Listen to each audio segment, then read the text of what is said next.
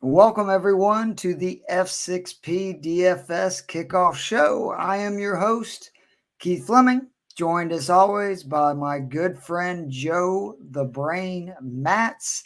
What's going on, Joe? Just enjoying the Diamondback Cinderella story. So, I don't know if the rest of especially, the country is enjoying it. The Rangers, D-backs, I can't wait to see what the ratings are for that World Series. I mean, also just as a New York Giants fan, I generally enjoy seeing the city of Philadelphia disappointed. So And they were it's real great all mad. I don't around. know if you saw the tweet with the video of, I don't know who it was interviewing Phillies fans after it. Like, wow, they're just as passionate when they lose as they are when they win. Uh, Safe but to say. yeah, right. So me and Joe get you ready each week on this show for the DraftKings slate coming up for the weekend. We give a median and a value play at every position. Um, they have to be under 6,900. So the median is usually in the 55, 6,900 range, and then value 5,500 and below.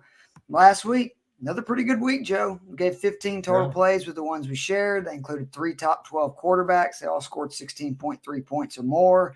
Two top 11 running backs at 6,100 and 5,100, and Pacheco and Ford.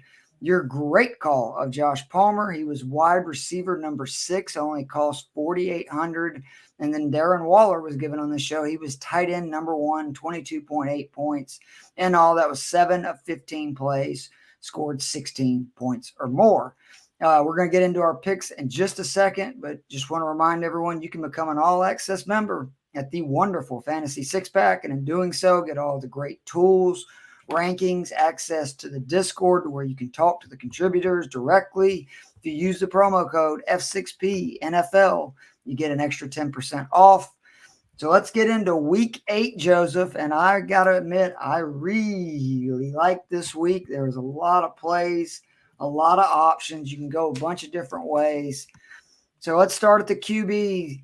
The more info I've gotten, I love CJ Stroud this week at Carolina, 6,300. On throws of 10 plus yards, he's had 79 of them. He's almost thrown for 1,000 yards, 5 touchdowns, 114.8 passer rating. The Panthers give up a lot of big plays. They've allowed 9 different receivers or pass catchers to have a reception of 30 yards or more.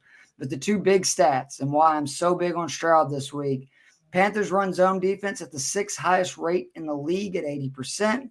Stroud has the 10th passer rating and 7th accuracy rating versus zone. He's also top 10 this year in ADOT, yards per game, yards per attempt, touchdowns, passer rating, first down. And remember, he's only played 6 games for some of those stats. But the biggest thing that I like is he is 5th in the league in passer rating when not facing pressure. Both Dell and Collins feast in those situations. They're both top 7 in yards per route run when their quarterbacks have not been pressured. And the Panthers have the worst pressure rate in the NFL. I think Stroud feasts, and I don't care if you stack them with Dell or Collins. I'm going to talk about one of them in a little bit, but I really like this matchup, and that's where I'm starting with CJ Stroud as my median QB. Yeah, I like that a lot. Just to add, yeah, Collins and Dell, each in the top 25 in PFF receiving grade this year versus zone coverage. So you honestly might have talked me into going with Stroud, spending the extra $100 rather than my guy, which is Trevor Lawrence at 6,200 against the Steelers. Steelers not a bad pass defense, but giving up a very reasonable 241 yards per game to opposing quarterbacks. But what I like about this is it's the man zone splits for Lawrence here, where the Steelers run the 7th highest rate in man coverage over the last 2 years. Trevor Lawrence, PFF grade goes up by 8 points against man coverage. His big time throw rate, which is another PFF metric, goes up from 3.9% to 5.6% against man. Also, he's just playing well right now. I know it hasn't always led to huge games in fantasy, but we've seen a very consistent Trevor Lawrence post. Well, I think week 2 was his one egg. Otherwise, playing super solid all around. I think this is probably a good Trevor Lawrence, Calvin Ridley game would be my bet. But I don't know. I might for Calvin Ridley owners, Joe. Yeah, that is true. But yeah, I might actually like Stroud more now that you talked him up. But if you need that extra $100, I think you should feel very safe going with Trevor Lawrence, because I gotta say, I'm with you. There's a lot of plays I like this week. Quarterback, kind of a tough one, I think, in our lower tiers this week. Yeah, I love Lamar this week, by the way, versus Arizona. Quarterback, Danny Dimes, the best running quarterback that faced him, had 59 yards on 7 carries and a touchdown. I'd be shocked if Lamar doesn't go ham, but he can't, we can't use him on the show. So my value, give me my guy, Desmond Ridder, 5,100. It's kind of crazy. He's averaging 22.68 points per game over his last 3 on DK. That is 5th among QBs, scored 16.8 points or more in 3 straight. And a reminder, he's turned the ball over 6 times the last 2 weeks. So think about what those points could have been. This stat, I had to double check, Joe, because I couldn't believe it. In the last 3 weeks, Ridder in the NFL among QBs, 3rd in EPA per dropback, 3rd in success rate, 3rd in explosive play rate. Do you know who the 2 guys ahead of him were? Well, the guys you explosive play rate? It's the guys you'd expect. I guess Tua, I would assume. No, Mahomes. Oh, well, and Mahomes. Allen. And Allen. Oh, okay. Well, that would it's be across the the board. Literally, it's Mahomes, Allen, Ridder. Really shocking. Again, he had 38.88 points the last 2 weeks with 6 turnovers. So that should have been a 50-burger the last 2 weeks. And then Sunday, a minimum of 24.7 points. He should have scored if not for just an awful fumble. That was totally on Ridder, where on a zone read, went to the end zone. He did not, for whatever reason, secure the ball. He did not look over his left shoulder to see a defender coming. It got knocked out, went out of the end zone. But either way, 295 yards per game in that span in the passing game. 66 rushing yards and 2 rushing touchdowns in that span, which I really like. That gives the upside. And I'll just go ahead and tell you, the Titans, they're not good against the pass. We've talked about this for forever. That is still the case. I expect London to have a big game because, again, his number 1 receivers have feasted on the Titans this year, and they are a very good run defense. So I think we're going to be forced to throw. But, I'm really shocked Ridder hasn't gone up in price. Again, 5th among QBs the last 3 weeks, and I think there's 15 more expensive quarterbacks in this main slate. Yeah, it's interesting looking at this slate where I kind of feel like the $5,000 tier is pretty much a wasteland. And then you get down to that very bottom group of like Ridder, even Sam Howell, Bryce Young, Mac Jones, even Kenny Pickett, like all in pretty plus matchups. So to me, you're either spending $6,000 or more, or you're dropping down to like that Ridder range. I think Ridder's probably the best of those guys, but I'll just throw out, if Brock Purdy doesn't play because he's going to get cleared for his concussion, Sam Darnold is going to be the starting quarterback for the San Francisco 49ers at 4,300. And yeah, it's the Bengals, well-coached defense. Yes, we've seen Sam Darnold be a disaster for the majority of his time as a starting quarterback. But man, you give me him with the Shanahan offense for 4,300, I'm rolling the dice at least in one of my lineups because that's too good to pass up. And then it frees you up to, pair him with a McCaffrey or whatever, because you're going to save $1,000 at quarterback or $2,000, depending on what you're looking at. Or if you're like me doing Lamar in lineups, you're talking about almost $4,000. So it's basically half price. So yeah, you can get a quarterback who, again, in that offense, look, Brock Purdy last year, he's coming in and we're all like, it's the last pick of the draft. Like, what's this team going to do? And he throws 2 touchdowns in every game for 6 straight weeks. So if you're telling Sam Darnold is a more talented, at least, throwing the ball ability than Purdy is. Like, the arm talent got him drafted as high as he was, 3rd overall. So yeah, 4,300. I'm going to see what happens. So I really like that if he ends up starting. Which I'm almost positive he is from everything. It seems like he will, yeah. All right, running backs. Another position that it's running back and receiver this week. You can either spend up if you want to. There's some, obviously some great plays with like CMC, ETN, Kamara, but also really like some of the cheaper options. And I'm going to start with my medium, which is my man Pacheco. I've been, riding this train for a while now. He's another guy. I'm surprised his price has not gone up. He's 6,100 at Denver, averaging 17.76 points his last 5 on DK. He scored a touchdown in 4 or 5, 17 touches or more in 5 straight. And, I drafted him in a lot of leagues, and I expected this. Like, I expected him to be the workhorse in the run game. What has been the pleasant surprise and why I love him so much on DK right now, he was not involved in the passing game last year. Like, I drafted him knowing there was going to be weeks I was going to be very frustrated because Jerick McKinnon would end up having, 2 passing touchdowns. He'd only be on the field for 20 snaps and he'd outscore Pacheco. As a rookie last year, Pacheco saw 14 targets. That was it. He was the workhorse like the last 10 games for the Chiefs last year. He saw 14 targets. He's already seen 23 this year. 3 or more targets in 4 or 5. He's seen 10 in his last 2. Again, he had 14 all of last year, 10 in his last 2. I love it. He's averaging 6.9 points on DraftKings per game in the passing game over the last 5. That's free points. We talk about it all the time with the running backs. That's just free points. I'm going to take them. And then, oh, by the way, the Broncos are 32nd on DK and FanDuel versus running backs. Translation, they can't stop anybody. I love Pacheco. I think he's a good value. And they give up some of the most yards before contact of any defensive line in the NFL as well, which is good for Pacheco. I just think he's going to have a monster game. Yeah, I'm going to co-sign this one. I think this is back-to-back weeks, right? That we're co-signing Pacheco. It was, yep. Mm-hmm. And, I mean, yeah, it's Denver who, actually spirited effort by this defense last time they played Kansas City.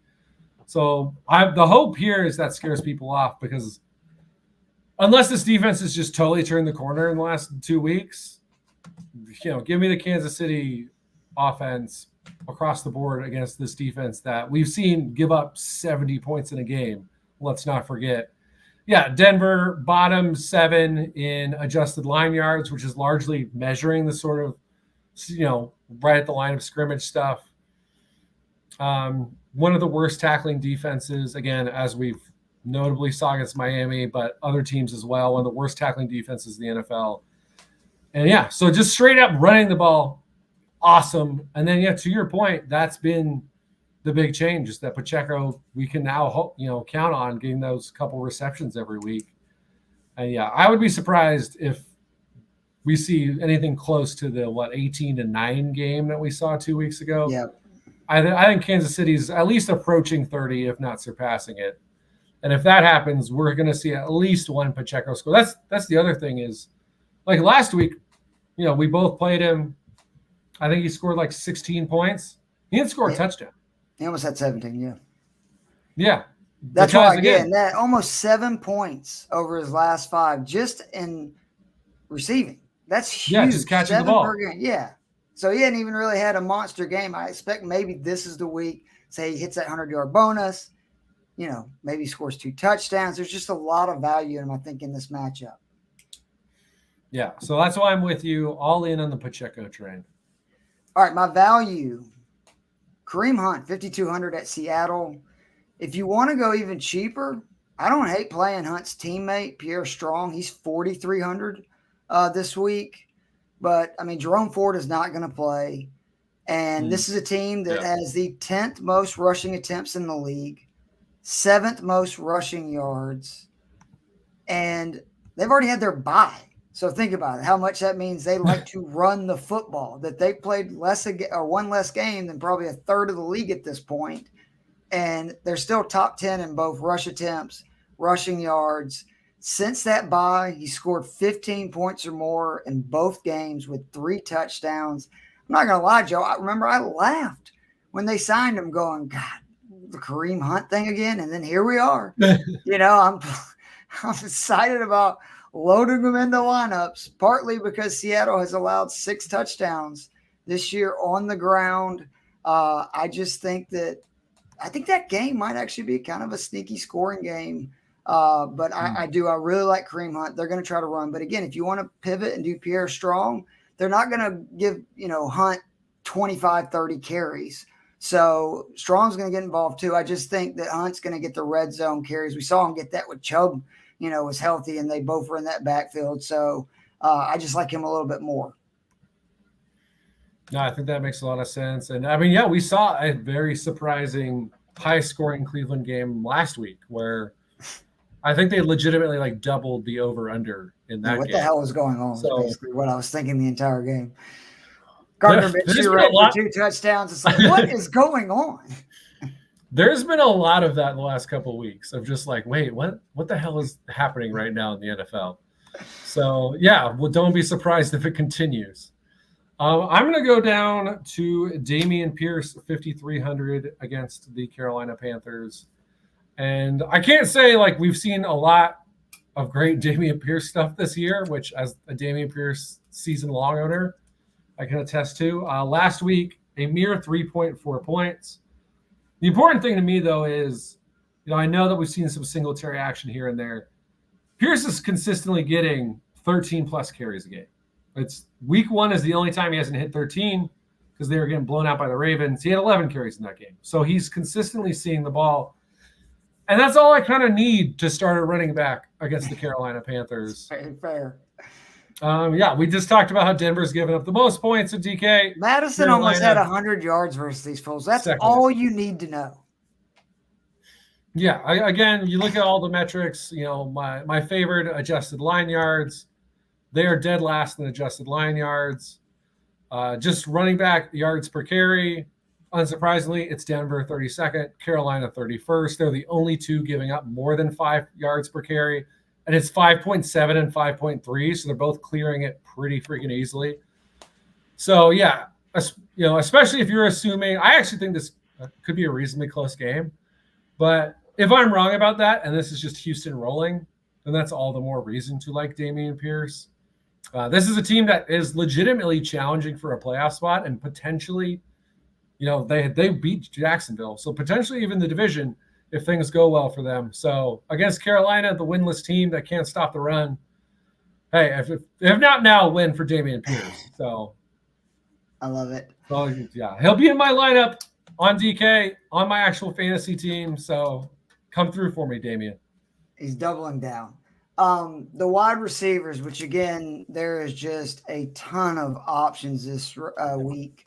I mean, obviously, again, you got the AJ Brown, Jamar Chase, wouldn't bat an eye about playing either one of them. I was thinking about Waddle being a good play, but now it looks like Tyreek's going to play, so I don't think so much then. But, I mean, just between Chase and Brown, what they've been doing, their target share, all that. But you can do that if you want to and even play both of them because, for me, my median is all the way down at 4,900, Tank Dell at Carolina. I mentioned how C.J. Stroud is – 5th rated QB when not facing pressure. That's good. Nico Collins is 5th in yards per route in those situations at 3.7. Dell is 7th at 3.27 yards, but he's $600 cheaper on DK. And ironically, when they're both on the field and Stroud is not facing pressure, Dell is targeted more than Collins this year. But this is what I love about Tank Dell. The Panthers run the least press coverage in the NFL. Look at the splits versus press coverage and not versus press coverage for these two receivers. Versus press coverage, Collins, 29% target rate, 3.78 yards per route. Dell, 15% target rate, 0.88 yards per route. This week, when they're playing a team that does not play press coverage and non-press coverage, Collins, 19% target rate, 2.49 yards per route. Dell, 23% target rate, 3.01 yards per route. And then this is the final, when I saw this stat, I'm like, oh yeah, I'm all in on Dell. Carolina blitzes the 7th highest rate in the NFL. Dell, when the Texans are blitzed, is seeing a 31% target share. I love Dell. 4,900, he's going to be, I think, in every lineup. I think people have kind of forgot the way this, dude showed up and balled out early in the season because he's had some injuries. I know Collins has had some big games.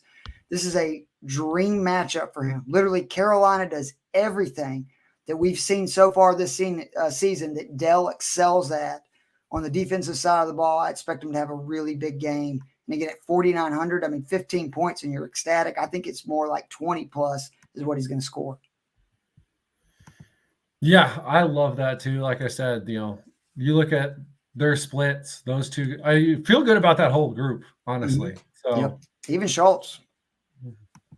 Yeah, even Schultz. So I love that play. I'm going to go with, I think, like one of our official players this year, which is our guy, Zay Flowers, 5,600. I mean, you're probably, if you're a regular listener, you're probably tired of us talking about the splits on the man versus zone. We've been pretty good with our picks this year, so you're welcome. It's worked out. Research. Yeah. The Cardinals 82% of the time in zone coverage. That is the 5th highest rate in the NFL.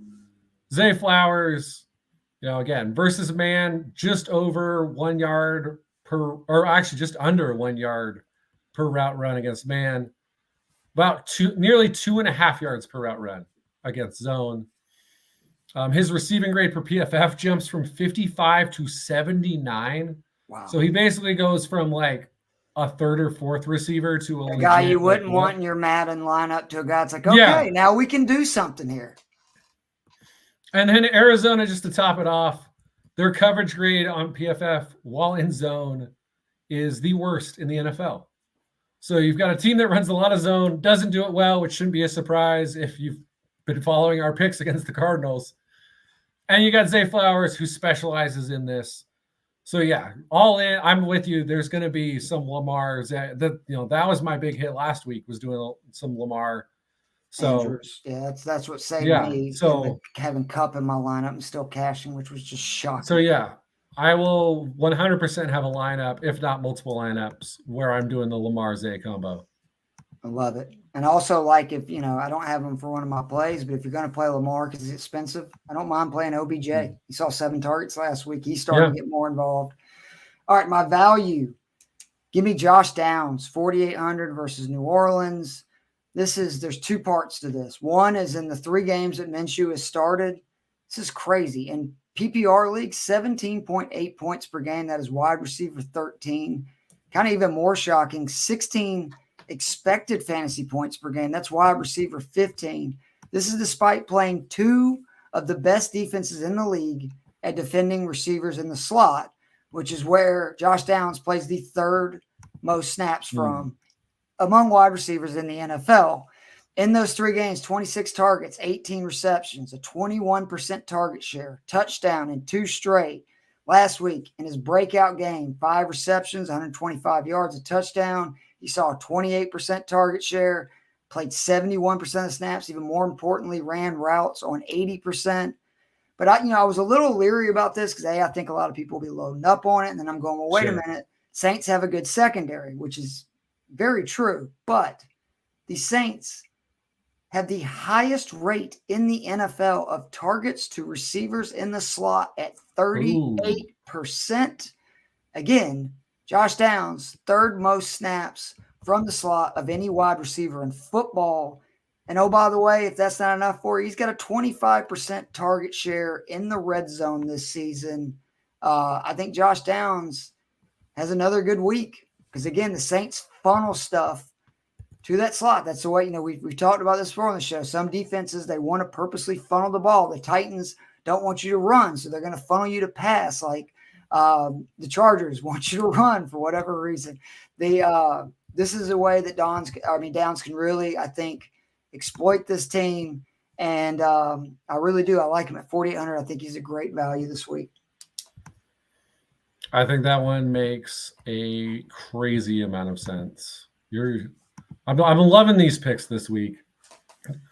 And wide receiver, though, like you said, I think there's a lot to pick from. I'm going to go Scary Terry McLaurin, or I always forget what his other nickname is. It's like, what is it? Something about a jet. Jorge told us that. What was it? I always forget it. I did. It's the racing thing, right? F1 it's something McLaurin? Racing. F1 something McLaurin. Like that. I think it's F1 McLaurin. It's hard for me to remember if they don't rhyme. That's why he's Scary Terry for me.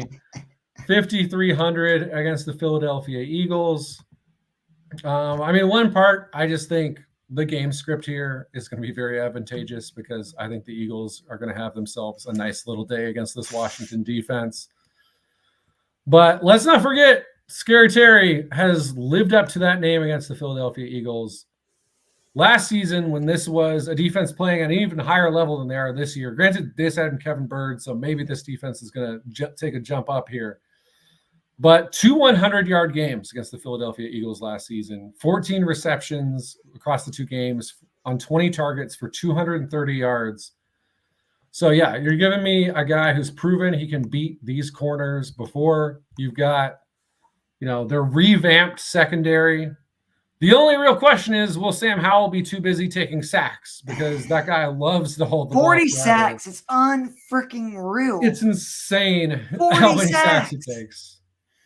And that's another problem that I expect to go away. And obviously not against the Eagles, but in general, because that's been who he was in college too. He loves to hold the ball. But assuming he occasionally decides to throw the ball before the pass rush, it looks great when he throws it. Right. Like, he has arm talent. That's not the problem. But yeah, even if he takes 6 sacks in this game, listen, he's dropping back 40 plus times because they're going to be losing. So as long as he throws the ball Terry McLaurin's way at least 8 times, I think we're headed for right around 100 yards.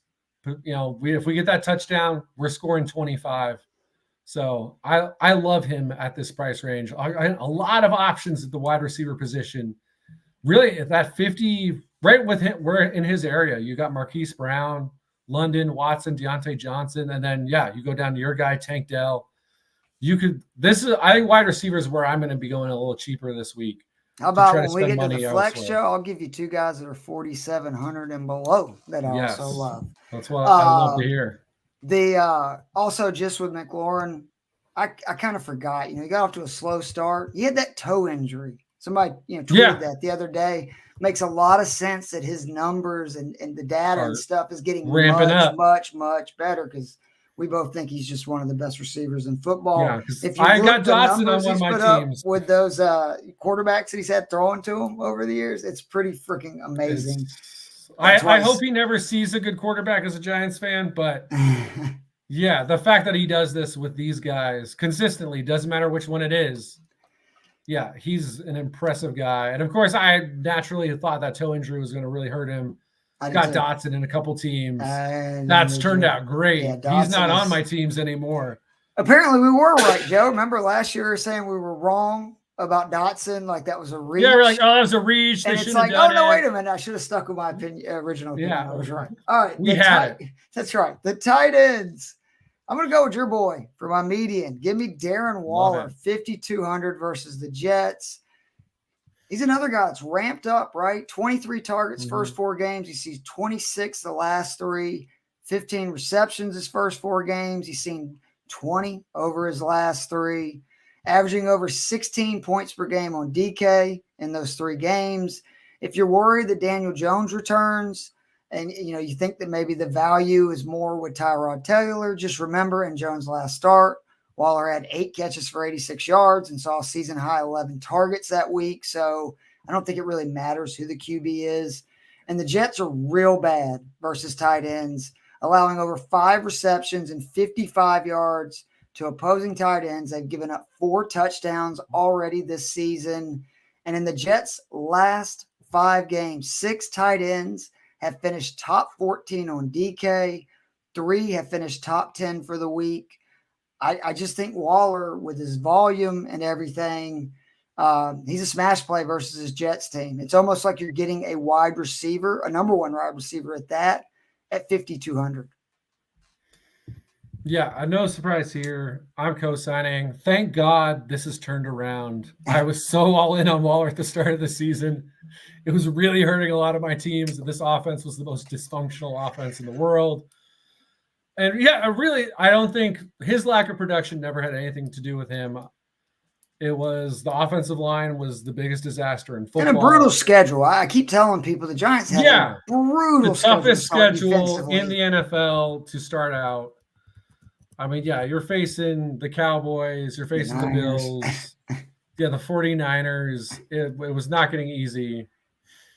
The only the one bummer for me is, Andrew Thomas does not look like he's ready to make his debut just yet, which would have really upped this offensive line because that's a returning all-pro at that point. But yeah, I mean, they've found some guys who can do just enough. Justin Pugh, straight off the couch, immediately gets switched over to left tackle. He's had some rough moments, but I think the key for this offense is he's not having rough moments every snap. So yeah, he gives up a sack or two, but yeah, we're getting passes off. I think either way with the quarterback in this game, whether it's Jones or Tyrod, I feel good about Waller. Obviously, he's gone up while we've seen Tyrod, but based on the preseason, I think he and Jones have perfectly fine chemistry if there's time to get him the ball. And they're going to him. You saw that whether it worked or didn't. The Bills game, end of the game, they're trying to get the ball to him. Key touchdown against Washington last week. They have 3rd and goal from the 15. Tyrod's throwing it to Waller. So he is, like you said, he's a number 1 receiver in this offense, and he only costs you $5,200, much like a Terry McLaurin.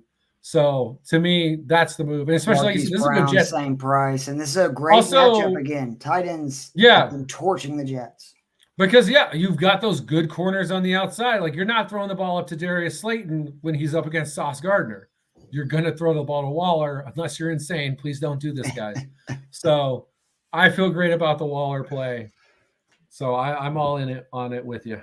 Love it. All right, my value play at the tight end, Jake Ferguson, 3,600 versus the Rams. I think people have kind of forgot about this guy. I think he's going to be low owned because he's only saw 4 targets his last 2 games, turned them into 4 receptions, so at least that's good. But the deal is he's number 1 among tight ends in red zone targets. In his 4 previous games, before this last 2 games, we only saw 4 targets, had 4 catches, 25 targets, 17 receptions, a touchdown. Faces a Rams team this week, 27th on DK, 28th on FanDuel. Much like I said, the Broncos versus run. That just means they're bad, very bad versus tight ends. The Rams are giving up 5 receptions per game and a ridiculous league-leading 12.85 yards per reception. Like, are you just leaving tight ends wide open? That's like hard to believe. In their last 4 games, Joe, I love doing this. Opposing tight ends have 21 receptions for 310 yards and 4 touchdowns, with 4 different tight ends having at least 1 reception of 27 yards or more. I like Ferguson a lot this week. Again, he is still like they haven't thrown it a lot the last couple of weeks. Been the real big issue. But I think they get back to that against the Rams, who are much better against the run than they are against the pass. I think at 3,600, he's got some real value and could be a real boom play that's low owned. Yeah, I like that one a lot as well. I probably won't put him in lineups just because I'm a spiteful person. Don't like to put Cowboys in my lineups. Like I absolutely have to. Yeah, you just feel dirty and you don't like rooting for it, and I hate it. I'm going to go again. This Seattle Seahawks have been quite good against tight ends this year, but I think we've seen the occasional crack. Last week I talked about the Cardinals, how I thought they would have some success. Oh, I am going with I'm sorry, I got confused. Yeah, Njoku. My bad, buddy. So yeah, last week, not a lot of yardage for those Cardinals tight ends, but 8 receptions on 12 targets, 56 yards against the Seahawks. So really, the Seattle, what they've done well is they haven't given up a touchdown this year yet. But again, if you take away that Bengals game where they gave up 2 receptions for 9 yards, there's been some consistent targeting of the tight ends. And I just think, again, you've got a quarterback who's just trying to function back there, and that's usually good for the tight end. Njoku, talented guy. We saw 5 receptions last week on 9 targets. So to me, if it's PJ Walker back there, I think that's probably a win for Njoku.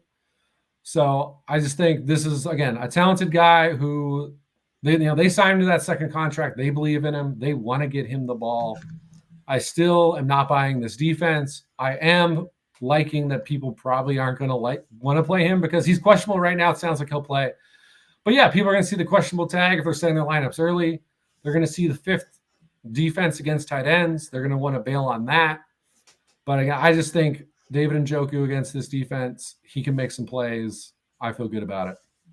And I apologize. I don't know why I got that confused. I thought the Cardinals were playing Seattle. No, that was last week because I did talk up McBride last week. So there you go. So you got time warped back until last week. And I do want to just real quickly, I know it's a terrible matchup for McBride, but with Ertz out 2,800, he's seen 11 targets, 7 receptions last 2 games. Ertz among tight ends, 7th target share, 6th in targets, 4th in target rate, 6th in air yards, 3rd in deep targets, 7th in red zone targets.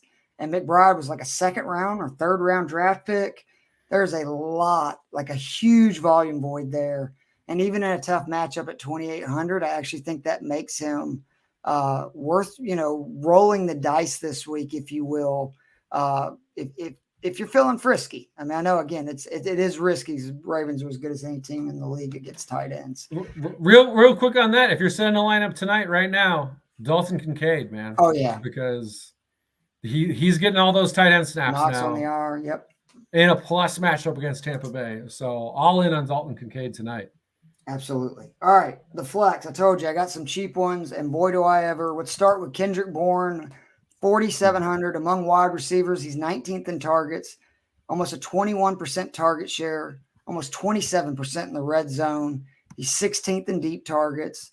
Last 2 games, seen 18 targets, caught 16 passes, 152 yards, and a score. He scored 17.3 points or more in both of those games. Big thing, 90% route participation in back-to-back games. It's a big reason why he's scoring more points. In PPR formats, he's 8th in points per game over those last 2 weeks. Again, that's what DraftKings is. And in the 5 games that the Pats have scored more than 3 points, he's seen 43 targets with at least 7 targets in 4 of those 5 games.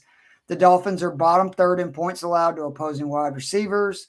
And the Patriots threw it 44 times the first time they played them. I think you're going to see a similar game to the first time. And Mac Jones is looking a lot better. This New England offense is looking a lot better. And I think it's kind of like with the Falcons, right? Like, get the ball to Pitts and London. All of a sudden, our quarterback looks better. Our offense looks better. Same deal with the Pats. They are now throwing it to Douglas. They're throwing it to Bourne. They're running with both Elliott and Stevens. Like, they're getting the ball to their best players. The offense is better. I think Bourne at 4,700. Again, this is another number 1 receiver against a defense that's in the bottom 3rd, and he should get a good volume. What more can you ask for? Yeah, like I said, I think those quarterbacks in that 5,000 range are super interesting this week. And yeah, if you're going the Mac Jones route, you never know which tight end is going to catch the ball in that offense. So I would much rather be pairing him with a Kendrick Bourne. So I like that a lot. I mentioned it earlier. I'm going to risk it off of his worst game in years, because for a couple of years he wasn't really playing, and that's Calvin Ridley at 5,800 against Pittsburgh. Coming off the 1 reception on 4 target game. So that's why he's all the way at 5,800. That will hopefully scare everyone off. He was 8K like 4 weeks ago, wasn't he, after that week 1? Right. Yeah. So they're facing the Steelers, who play a lot of man coverage. Now, I will say Christian Kirk has seen the higher target rate against man coverage. But when you look at the yards per route run, Kirk, he's at about right around 1.5 yards per route run. Calvin Ridley is over 2. He is the better guy against man coverage. And I just think this Steelers defense, again, pretty good defense, but they're giving up 89 yards per game to opposing number 1 wide receivers, according to FTN, which is where Football Outsiders now is. And think about that's with Cooper Kupp doing basically nothing last week. So that number's, even more ridiculous, right? Like, if it's 89 yards per game, I think Kupp had 30 yards receiving. So that means, it's probably 100 coming into that game. So I see this as a big opportunity for Calvin Ridley to right the ship, get things going. So you can obviously, they're $100 apart. You can go with either receiver if you're on the Trevor Lawrence train with me. But I'm just looking at it. I'm saying this is the more productive guy when he gets the targets. And I think this is the breakthrough back to, Calvin Ridley. He actually is still good the first few weeks were not a mirage. And if I remember correctly, I believe he gets beat up. Oh, hold on one second, because Dylan asking us questions. He's got a few seconds before the game start. He says, starting Mixon or Cook, full PPR. Leaning Mixon for volume, no Vita Vea tonight, though. For Cook, intrigues me. Joe, who you got? Ooh. I'm kind of leaning Cook. I know you generally play your studs, but yeah, you remove Vita Vea. I assume, obviously, the last couple of weeks have not gone the way that the Bills thought. I still think this is a very good team. I think this is a get-right game for them. Aren't the Niners against the run, too? I'll be honest, I don't know off the top of my head, but I know historically over the last 5 seasons, the Niners have been absolutely excellent against the run. So that's why, to me, I would rather play the guy in the game where I think automatic plus game script. And then, the best run defender on the other team is out. Yeah, I'm good feeling point good about Dylan. that. Pissed off Niners D2. Yeah, it sounds like that's your gut. I'd trust it, man. I really would. I do. Yeah. I like Cook as well. If it wasn't a full PPR, I'd probably go the other way. But I just, I do. I think that the Bills, this is a big game for the Bills. Yeah, it's a big game for the Niners, right? Like their defense, to your point, needs to show up. Sam Darnold's playing. I do. I think I would go with Cook. And thanks for watching, Dylan. Yeah, appreciate it. Let's see. I'm sorry, Joe. Where were you at? You were just finishing up with Ridley? The only thing I'll add is just, again, based on those FTN, the charting that they have, 9.9 targets to wide receiver number ones, and only 3 teams are higher.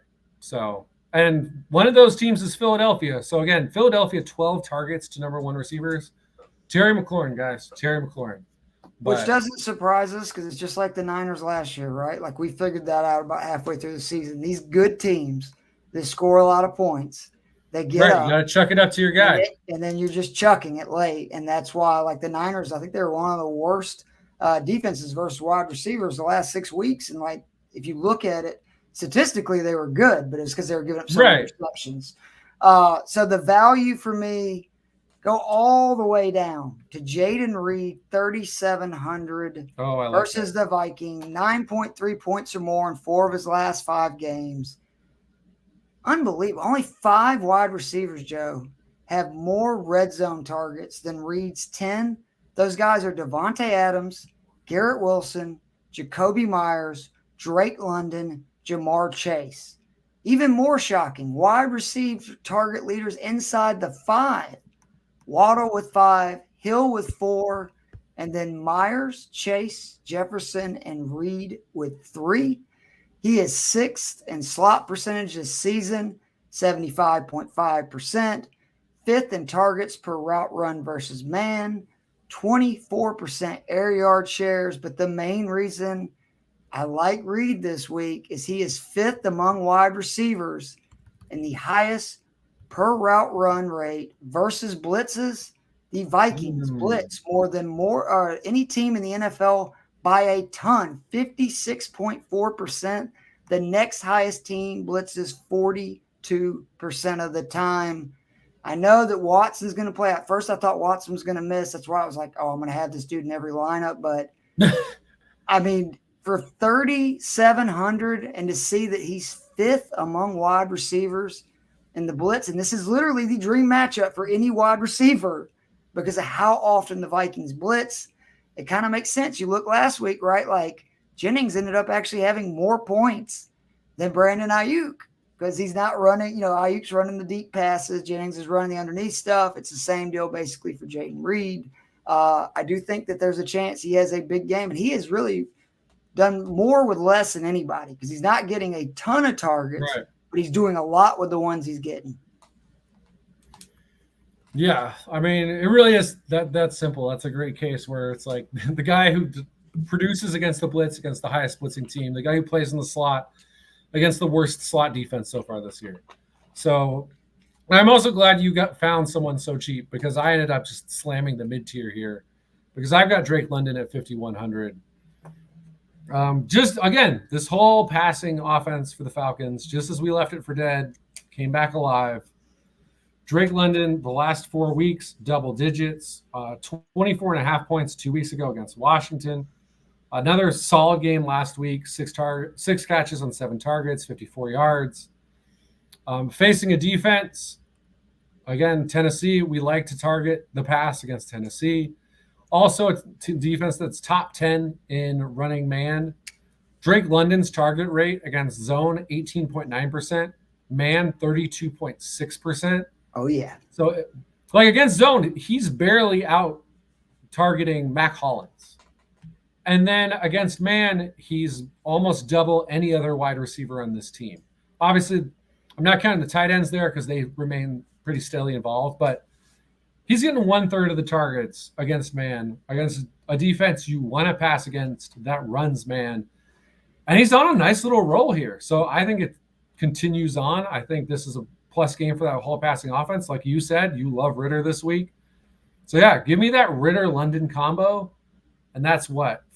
10,300 leaves me a lot to work with.